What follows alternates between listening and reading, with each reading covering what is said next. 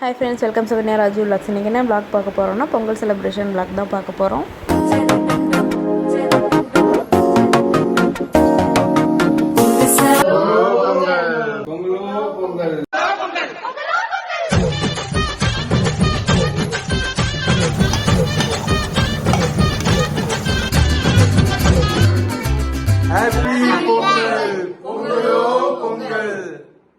பொங்கல் அன்னைக்கு morning 6 to 7:30 Pongal வச்சிடலான்ட்டு நைட்டே எல்லாமே ரெடி பண்ணிட்டோம். காலையில் அடுப்பு தொடச்சி பொட்டெல்லாம் வச்சுட்டு அரிசி பருப்பு பால் எல்லாமே பாத்திரம்லாம் எடுத்து வச்சுட்டோம். கரெக்டாக 6 மணிக்கு மேலே ஸ்டார்ட் பண்ணோம்.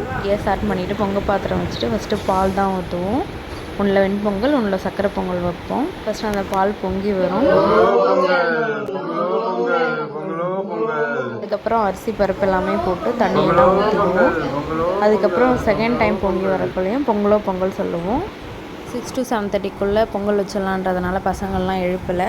ஸோ 9:30 10 o'clock சாமி கும்பிடலான்னு பிளான் பண்ணியிருக்கோம். அதுக்குள்ளவே எல்லாமே ரெடி பண்ணணும். ஸோ ஒன்று பார்க்கலாம் வாங்க.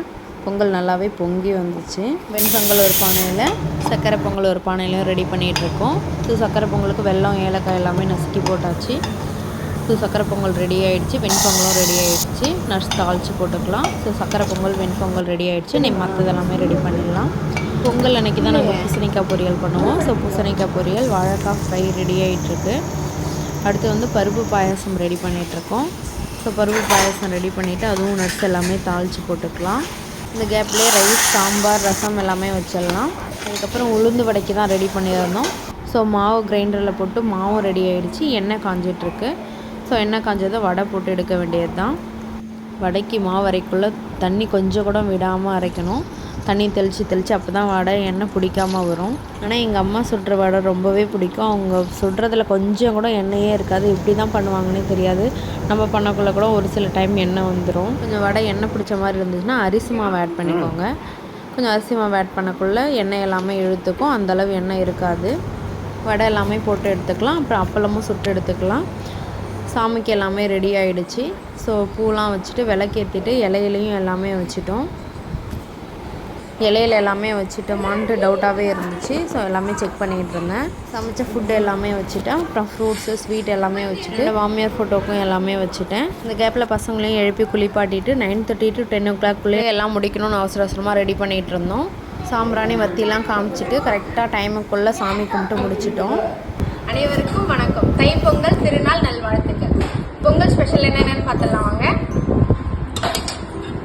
சக்கரை பொங்கல், பொங்கல், பருப்பு பாயாசம், பருப்பு ரசம், அப்பளம்,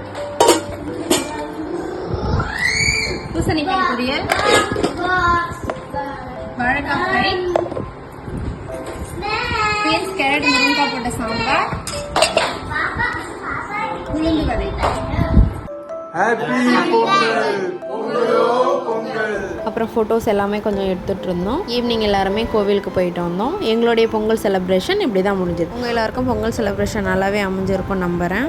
இந்த நல்ல நாளில் எல்லாருக்கும் எல்லாமே நல்லபடியாக அமையணும், இறைவனை வேண்டிக்கலாம். இந்த வீடியோ இதோட முடிஞ்சது. நெக்ஸ்ட் வீடியோவில் மீட் பண்ணலாம். இந்த வீடியோ பிடிச்சிருந்தா லைக் பண்ணுங்கள், ஷேர் பண்ணுங்கள், கமெண்ட் பண்ணுங்கள் அண்ட் சப்ஸ்கிரைப் பண்ணுங்கள். மறக்காமல் பக்கத்தில் இருக்க பெல் ஐக்கான் கிளிக் பண்ணுங்கள். அப்போ தான் நான் போகிற எல்லா வீடியோ நோட்டிஃபிகேஷன் வரும். தேங்க்யூ. Bye guys.